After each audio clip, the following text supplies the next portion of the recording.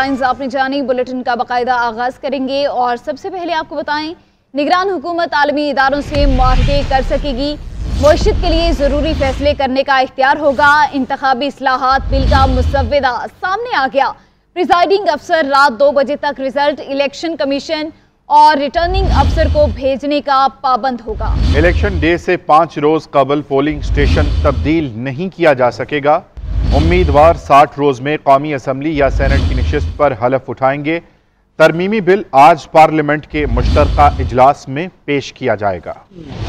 Election act 2023 bill का मसवदा सामने आ गया। इलेक्शन एक्ट में शामिल तरामीम के मुताबिक प्रिजाइडिंग ऑफिसर नतीजा फौरी तौर पर इलेक्शन कमीशन और रिटर्निंग ऑफिसर को भेजने का पाबंद होगा। प्रिजाइडिंग ऑफिसर हतमी नतीजे की तस्वीर बनाकर रिटर्निंग ऑफिसर और इलेक्शन कमीशन को भेजेगा। इंटरनेट की सहूलत न होने की सूरत में प्रिजाइडिंग ऑफिसर असल नतीजा फिजिकली पहुँचाने का पाबंद होगा। मुजवजा तरामीम के मुताबिक प्रिजाइडिंग ऑफिसर इलेक्शन की रात 2 बजे तक नताइज देने का पाबंद होगा। प्रिजाइडिंग ऑफिसर को ताखीर की सूरत में ठोस वजह बतानी होगी, जबकि इलेक्शन नताइज के लिए अगले दिन सुबह 10 बजे की डेडलाइन होगी। इलेक्शन कमीशन पोलिंग से 1 रोज कबल शिकायत निपटाने का पाबंद होगा। उम्मीदवार 60 रोज में कौमी असम्बली या सेनेट की नशिस्त पर हल्फ लेगा। अगर उम्मीदवार हल्फ ना ले तो इसकी सीट खाली तस्वर की जाएगी। सेनेट और टेक्नोक्रेट की नशिस्त पर तालीमी काबिलियत के अलावा 20 साल तजर्बा भी दरकार होगा। मसवदे के मुताबिक पोलिंग डे से 5 रोज कबल पोलिंग स्टेशन तब्दील नहीं किया जा सकेगा। इंतखाबी अखराजात के लिए उम्मीदवार पहले से ज़ेरे इस्तेमाल बैंक अकाउंट इस्तेमाल कर सकेंगे। इलेक्शन कमीशन पोलिंग अमले की तफसीलात वेबसाइट्स पर जारी करेगा। पोलिंग अमला इंतखाबात के दौरान अपनी तहसील में ड्यूटी नहीं देगा। पोलिंग स्टेशन में कैमरों की तनसीब में वोट की राजदारी यकीनी बनाई जाएगी। कागजात नामजदगी मुस्तरद या वापस लेने पर उम्मीदवार को फीस वापस की जाएगी। इलेक्शन एक्ट की मुजवजा तरामीम के मुताबिक हतमी नताइज के 3 रोज के अंदर सियासी जमातें मखसूस नशिस्तों की हतमी तरजीही फहरिस्त फराहम करेंगी। कौमी असम्बली की नशिस्त के लिए 40 लाख से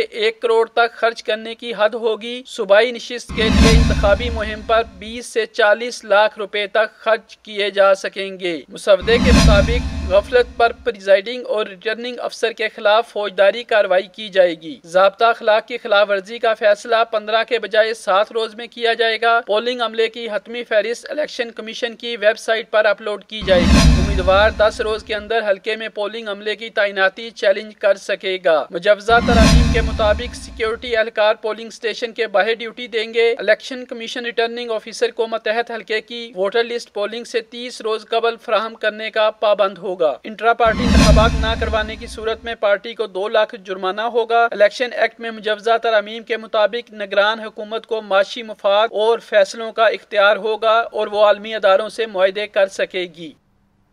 जबकि निगरान सेटअप को बाइख्तियार बनाने पर हुकूमत में इख्तलाफात, पीपल्स पार्टी और JUI मुस्लिम लीग नून से नाराज। ताज हैदर ने कहा कि इस्लाहात कमेटी के हर इजलास में शरीक रहा। सेक्शन 230 के सब सेक्शन 2A में कोई तरमीम पेश नहीं हुई।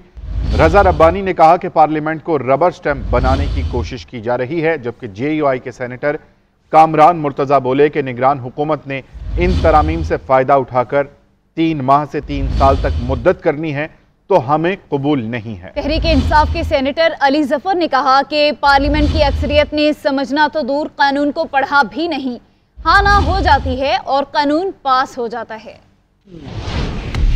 अगले माह इंटरिम गवर्नमेंट मार्ज वजूद में आएगी और जितना अर्सा जो आईनी है उस दौरान हमारी इकोनॉमी को टर्न अराउंड करने के लिए जो भी इकदाम हैं वो मुझे पूरी उम्मीद वो करेगी। इसके लिए हम इनेबलिंग लेजिस्लेशन भी कर रहे हैं। निगरान हुकूमत के इख्तियारात में इजाफे के लिए इलेक्शन एक्ट में तरमीम, इत्तेहादियों में दरार, JUI पीपल्स पार्टी नाराज, हुकूमत के खिलाफ खुलकर सामने आ गए। स्पीकर राजा परवेज अशरफ की ज़ेरे सदारत पार्लियामेंट का मुश्तरका इजलास हुआ, जिसमें इत्तेहादी जुमात पीपल्स पार्टी के सेनेटर ताज हैदर भी हुकूमती तरमीम के खिलाफ बोल पड़े। कहा, मैं इस्लाहात कमेटी के हर इजलास में शरीक रहा। सेक्शन 230 के सब सेक्शन 2A में कोई तरमीम पेश नहीं हुई। गुज़िश्ता हुकूमत में जो IMF ने हमारे गले में डाला, इसे मजीद सख्त ना किया जाए। कोई भी तरमीम आइन के खिलाफ नहीं होनी चाहिए और एक गुलामी का पट्टा जो IMF के एग्रीमेंट के तहत हम पे डाल दिया गया है, पिछली हुकूमत ने ये डाला था, तो ये इसको मज़ीद सख्त ना किया जाए, इस गुलामी के पट्टे को मज़ीद सख्त ना किया।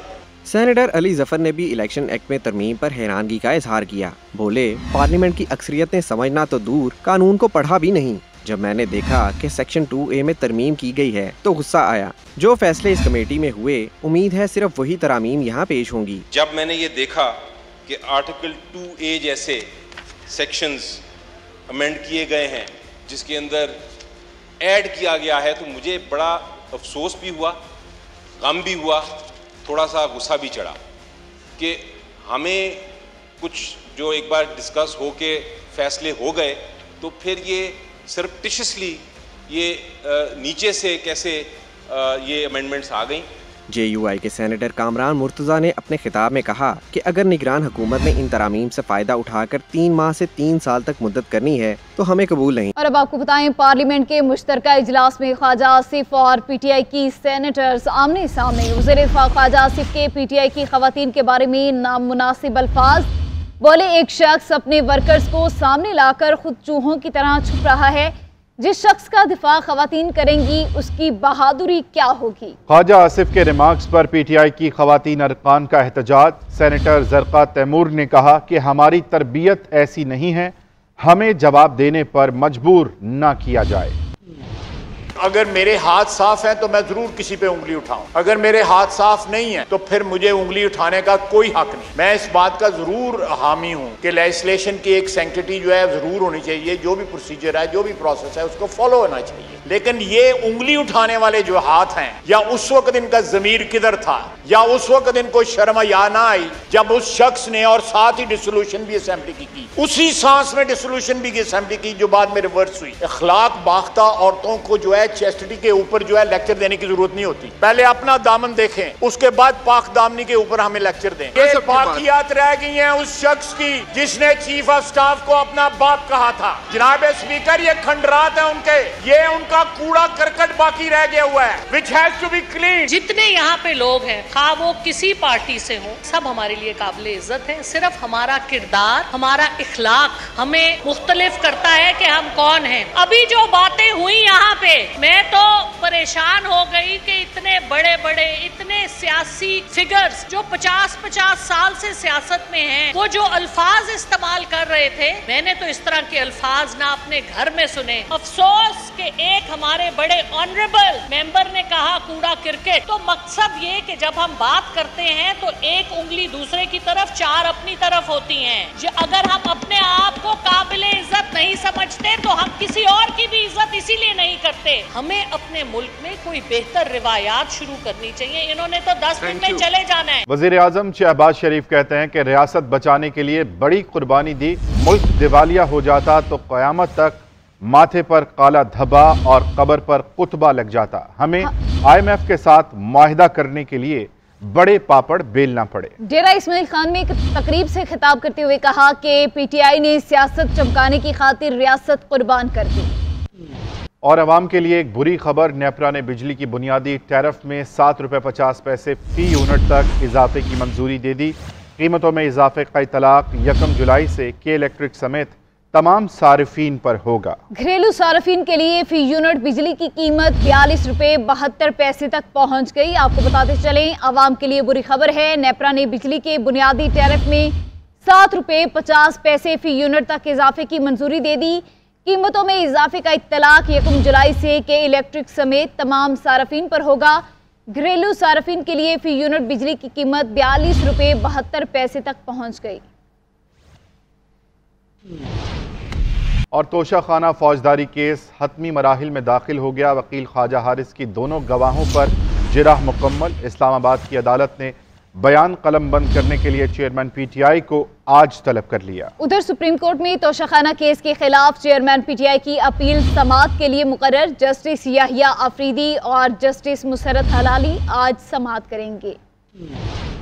तोशाखाना फौजदारी कार्रवाई case. Chief justice Islamabad high court आमर फारूक ने चेयरमैन PTI की 3 अपीलों पर समाअत की। ख्वाजा हारिस ने तोशाखाना फौजदारी केस में सेशन कोर्ट के आर्डर से मुतल्लिक दलाइल दिए। उन्होंने कहा कि इलेक्शन कमीशन के आर्डर को चैलेंज नहीं कर रहे बल्कि रिकॉर्ड तलब करने की इस्तदा की है। ख्वाजा हारिस ने इलेक्शन कमीशन के गवाह को शरीफ फैमिली के खिलाफ केस में गवाह वाजिद जिया करार दिया। तोशाखाना केस के एडिशनल सेशन जज की फेसबुक पोस्ट से मुतल्लिक दरख्वास्त पर ख्वाजा हारिस ने दलाइल देते हुए कहा कि 2-3 रोज में सब क्लियर हो जाएगा। अदालत ने दलाइल मुकम्मल होने पर तीनों दरख्वास्तों के काबिल समाअत होने या ना होने पर फैसला महफूज कर लिया। दूसरी जानब इस्लामाबाद की मुकामी अदालत ज़ाब्ता फौजदारी की दफा 342 के तहत कल चेयरमैन PTI का बयान कलमबंद करेगी। आज समाअत के दौरान वकील ख्वाजा हारिस ने पहले गवाह वकास मलक पर जिरा करते हुए कहा कि गवाह ने बयान दिया कि इलेक्शन कमीशन के सामने चेयरमैन PTI ने खरीदार का नाम नहीं दिया, कभी इलेक्शन कमीशन की समाअतों में शामिल हुए नहीं और ऐसा बयान दे दिया। वकील इलेक्शन कमीशन अमजद परवेज ने एतराज उठाते हुए कहा कि ख्वाजा हारिस की जानिब से गुमराह कुन सवाल किया जा रहा है। चेयरमैन PTI ने आज तक खरीदार का नाम इलेक्शन कमीशन को बताया ही नहीं। पानामा केस का जिक्र करते हुए ख्वाजा हारिस ने कहा कि पानामा केस के दौरान वाजिद जिया को मालूम नहीं होता था कि जवाब किस सफ़े पर है, जिस पर वकील इलेक्शन कमीशन ने कहा कि गवाह वकास मलक ने दस्तावेजात बनाए ही नहीं, कैसे जवाब दे सकता है। गवाह वकास मलक ने कहा कि टैक्स रिटर्न में तहरीफ की रकम को जाहिर किया गया याद नहीं, मेरी शिकायत फार्म ही की हद तक है। इलेक्शन कमीशन के गवाह पर जिरा मुकम्मल हुई तो अदालत ने दूसरे गवाह डायरेक्टर इस्लामाबाद जोन मुसद्दक अनवर को तलब कर लिया। अदालती इस्तफसार पर गवाह ने बताया कि मैंने बयान पढ़ लिया है। दोनों गवाहों पर जिरा मुकम्मल होने पर अदालत ने समाअत बुध तक मुलतवी कर दी।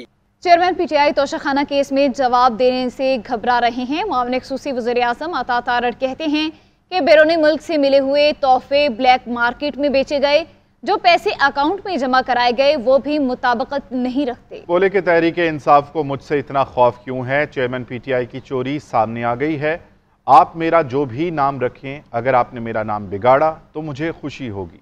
ये कल इतनी सनसनी फैलाई गई कि जैसे पता नहीं मैंने कौन सा ऐसा नाकाबिले माफी गुनाह मेरे से सरजद हुआ है, बजाय इसके कि आप आके तोशाखाना का जवाब देते अदालत में और कहते कि जी ये तोशाखाना में मेरे से गलती हो गई, मैंने ये तोहफे डिक्लेयर नहीं किए, मैंने ब्लैक मार्केट में ये तोहफे बेचे और ब्लैक मार्केट में तोहफे बेचने के साथ साथ मैंने जो इनसे पैसे मिले वो मैं खा गया, मैंने वो पैसे भी जो अकाउंटों में जमा कराए वो मुताबिकत नहीं रखते इन तोहफों की कीमत के साथ। मेरी आपने ऑडियो चला के कौन सा तीर मार दिया, इतना डर इतना खौफ कि जी अता तारड़ हमला करने आ गया था अदालत के अंदर। मैं तो रोज अदालतों में खड़ा होता हूँ, आपकी सिर्फ 2 पेशियां हैं तोशाखाना में 11 माह में, हम तो हर रोज जाते हैं। हमारी मौजूदगी से आप खाइफ थे। कल जो खेल खेला गया कि एक साइकोलॉजिकल कंडीशन है, परसिक्यूशनरी डिल्यूजन कहते हैं उसको, जब आपको लगता है कि हर शख्स हमलावर हो रहा है, मौत का खतरा है। अता तारड़ आज आया था, हमले का मंसूबा बना के आया था। भाई जिसने हमला करना होता है वो अदालत में साइड पे खड़ा होता है। डर है, खौफ है कि अब चोरी सामने आ गई है, तो उन्होंने कहा कि कल टॉपिक ही बदल दो,